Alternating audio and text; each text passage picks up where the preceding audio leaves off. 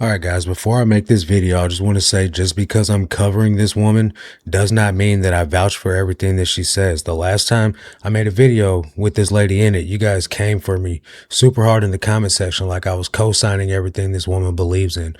She does say that she's a Christian.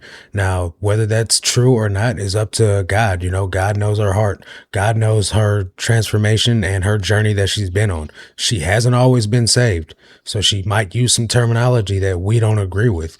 I'm just covering the story, guys, so just listen to what the video says. And I say I literally almost came up out of my skin the second I looked down and I saw this. Let's talk about it. But before we even begin to speak on what I saw that day, and if I'm going to be for real, what I have been experiencing every single day for the past 5 days, actually 4 days after Tuesday, I had a revelation that honestly, had I not had instant, immediate spiritual demonic attack, and I'm talking by far, hands down, the worst I've ever probably experienced. Clearly, as I'm sitting here in my neck brace after an injury, I probably would have just thought about it for a second and thought, maybe not. But demons don't come this hard for no reason. So my friends, I know, hands down, I'm onto something here. So before we even begin to talk about the spiritual attack and what that was, if you didn't catch it, I'm going to talk about this revelation I had. I mean, let's be honest, the way I see it, if I'm still going to get attacked this hard by the enemy, by demons, nonstop, well,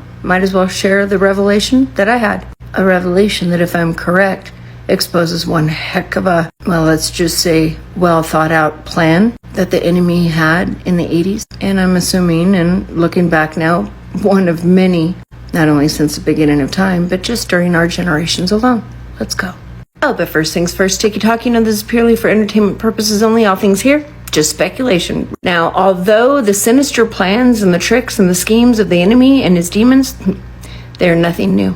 The only thing new about them is, well, they've progressed, they've evolved, and they've changed over time. Ooh, I'm here to tell you these days, but us, Gen Xers, those of us raised in the 70s and the 80s, well, I would say safely, we were the first generation that demons found, well, easier and trickier ways to get to us, to attach to us, and to unknowingly be welcomed by us into our lives, wreaking havoc, and in many cases, all by the very young ages, well, sometimes 5 or 6. But how would a demon do that? How would a demon find its way into how would a child welcome a demon into its world, its life, its home, knowingly? Ooh, demons are scary, especially for a child. There is no way that a little person, a little kid, would ever knowingly welcome, let alone invite a demon into their life. Knowingly. You see, even demons have rules that they have to live by. And trust and believe, although they do not and never will play fair, well, simple as this, there are still rules in place. Demons have to be welcomed. In many cases, I guess some would say they would have to be invited. There is a door that a demon would have to be allowed access through. And although there is no way in heck that you could ever figure out a way for a child to say, or a teenager to say, oh, you're a demon? Okay, come on in. But the sinister, evil enemy, well, they have found quite a few tricks to do exactly that.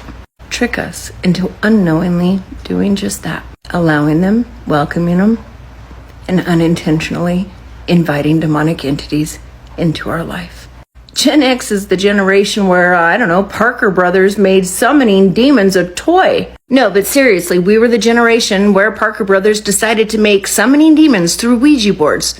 Fun for the whole family. Safe for the ages, what was it? 6 and up? Whatever the age was, basically, long and the short of it, if you were able to read, well, you, my friend, were able to summon a demon. Show of hands of every Gen Xer or any child, even to this day, who has owned a Ouija board as a toy. Ouija boards, hands down by far, are the number one most dangerous, effective for a demon, and surefire way to open a door to a demon that you will never, if ever, know or be able to close. I honestly, myself included, cannot count the number of people I know personally, or just the people in our generation, that played with a Ouija board in grade school and had lasting, if not lifetime, effects of a demonic attachment ever since. Yeah, really, thanks, Parker Brothers. Thanks. Still waiting for the old Parker Brother holy water to come out. I think you owe us that much. But Ouija boards as a game, well, now that's kind of obvious. And sooner or later, people began to catch on.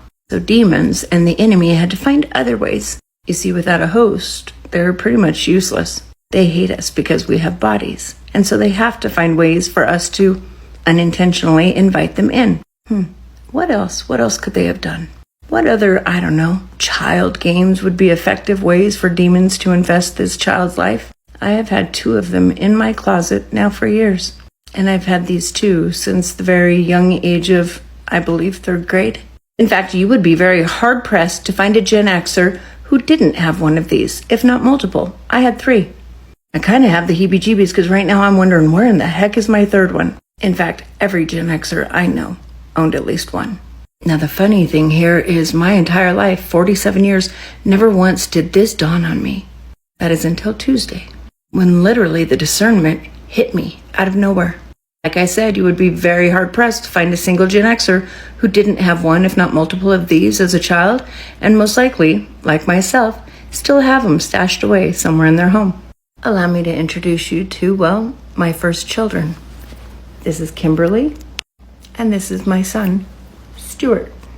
Juliet was my 3rd one, but I have no idea where she is. Ladies and gentlemen, I bring you, well, the infamous, the well sought after. Know that everybody in this world as a child had to have one back in the 80s? The Cabbage Patch doll. Now again, like I said, when I got this discernment on Tuesday, oh my gosh, had not I immediately become under spiritual attack and severe, I probably wouldn't have given a second thought to it. Think about it. Everybody had to have one. Parents were lined up outside. They were fighting over them. Every kid in the 80s, well, they would not stop until they had themselves a Cabbage Patch doll. Kimberly, Stuart, and Juliet. Not names I would have ever chosen. If you're not familiar with the Cabbage Patch doll, I can explain to you why those are their names. You see, these dolls, they already come named. Not only do they come named, but they come with a birth certificate. And a spot where, well, you get to be their mom. Isn't that a little bit strange now that you think about it? No, actually, isn't that a whole lot strange? These dolls have full names, middle names, and birth certificates. And basically, as children, we adopted them. We welcomed them into our families. We invited them in as a part of our family. You see where I'm going with this? The other thing that dawned on me the other day, do you remember the smell of the Cabbage Patch dolls? I would smell those things all the time. Me and my friends would. Inhaling whatever essence these dolls had, I don't know, within them. Kind of makes you wonder, huh? Kind of makes you think. Satan is constantly working overtime trying to find ways for these demons to be able to infest, oppress, and although it's very rare, at sometimes possess humans. Get into and be invited into their world, at which point they have free reign. They have full access to wreak havoc, cause chaos and destruction in the person's life. And once you've welcomed or, well, invited them into your life, it is dang near impossible to get them out. Now, I don't know about you other Gen Xers, but all of my friends and myself, we have struggled throughout life, unlike most generations before us ever did. I cannot count the people I have known in my life and myself who've struggled with things. Well, the list really does go on and on and on. I don't know, it's almost as if something is affecting them throughout their life, causing them constant struggle, hardship, strife, and pain. The other day after I had this discernment, before I could even make a video, it just began one thing after another, and it has not stopped. This was the same day I went to Walmart and I injured myself. Simply just grocery shopping. Nothing bigger than even just that. This is my neck. If you've ever experienced demonic spiritual attack, and I'm talking severe, then you know exactly what I'm talking about. Literally, it's one bad thing after another, and it doesn't ever stop. It's relentless. I was on the phone with my mom the other day talking about this. After I said, Mom, I rebuke these demons out. As I said that, I looked down. And when I looked down in my garbage, I saw that. Do you see what I see? Because I see a holy demon. In the video I'm about to show you, I want you to pay very close attention to its eyes. Guys, this looked real. I swear, it almost sent me out of my skin, guys. Dude, look. I don't even know if this video is going to do it justice. But y'all, it literally looks like it had... Look at it, it's got pointy ears, the black eyes, and a bald it head. literally looks like it has eyes. And when I just looked, it looked like it... No. You guys, it has whites to its eyes. Oh, are you seeing this? That'll straight up give you a heart attack. If you could see it in person, it's so much scarier looking. It literally looks real.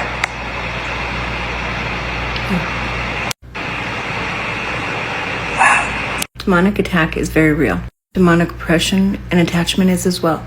It is vital you rebuke any demons out in the name of Yeshua, in Jesus Christ's name. Spiritual attack is off the charts like never before. Starting to think I was onto something with the Cabbage Patch. And I say So me personally, like I said in the beginning of this video, guys, I'm not here vouching or co-signing for anything and everything that this woman's ever said. She's got a lot of kooky beliefs, right? But she hasn't always been a Christian. So I think that this video was made in 2024. So who knows how much growth she's made in 2.5 years. So let's just show some grace, guys. Now, with this image, I outlined it with the mouse as she was talking about it. But we see that there are two things that look like dark eyes, like maybe on a skull, but it's like this skull, quote unquote, has ears. And so I could see how, you know, this looks demonic. Also, I've seen on her other videos where she's pointing out things and people are like, you're just crazy, you're just imagining things, or you're reaching now. So do with this picture what you will. I'm not saying that what she's seeing is a demon. It's literally just trash in the trash can, guys. But I could see how she's seeing something there. Now, with the Cabbage Patch dolls, guys, I don't know if those are demonic, but I do know that my grandma had some in the house that I grew up in. They were creepy and they creeped me out, and she had them on display in the boxes because she just thought that they were going to be like collector's items and worth a lot of money one day. And she had them posted up all throughout the house. They creeped me out as a kid. And then just the branding and the logo, it's literally like a cabbage, you know, a piece of cabbage with a baby's head inside of it. It just creeped me out as a kid. Now, I'm not saying that they're demonic because I don't have enough knowledge to know if they are, but I do know that a lot of these toys have demonic branding and agendas behind them. The Ouija board being a perfect example that she discussed in this video. Why would you make a toy where you're summoning demons and then people are saying, no, since man made it, it has no power? There's really demonic activity that happens when you start using these Ouija boards and you're literally letting a demon into your life, and people are wondering why they're being oppressed. Now, there's tons of toys out there that they've made over the years that have this craze about them. She said that everybody had to have one. And it kind of makes me think of right now, currently. I don't have kids, but I see it all over the internet where people, kids, all the way up to adults are going crazy over these dumplings right now. What the heck is up with the dumplings? Why is everybody so crazed about these dumplings? And then they're trying to get the glitter dumpling. What's the big deal? They're literally not even rare. They're not hard to get a hold of. So I don't understand why everybody's going crazy over them like they are. But this happens from time to time with these super hot trends. People make the Labubu dolls and the Travis Scott clothing, and what else did they make really, really hot really quickly? And I can't even think, there's just so many trends where people just hop on board and they don't even understand what they're coming into agreement with. And you have to ask yourself, who decides what's trending? Who decides what's hot? Who decides what gets pushed to the masses so that everybody goes crazy over it? Remember the Tickle Me Elmo doll back in like the 90s, late 90s, early 2000s, or whatever it was, where people were getting trampled over the Tickle Me Elmo doll? Who starts these trends? What force gets behind a nation to where everybody starts consuming a product, you know? And it could just be something as innocent as people just following what the Joneses, doing whatever the in crowd is doing. It could be something as simple as that, but people pleasing and all those sorts of things, I think there's definitely something spiritual that goes on behind somebody wanting to buy the latest. I just want to fit in. I want to do what everybody else is doing. You know, I want to fit in with the world instead of being on the narrow path and fitting it with Jesus Christ. You know, not to say that if you want some dumplings for your kids that is demonic. I literally don't know anything about them, guys.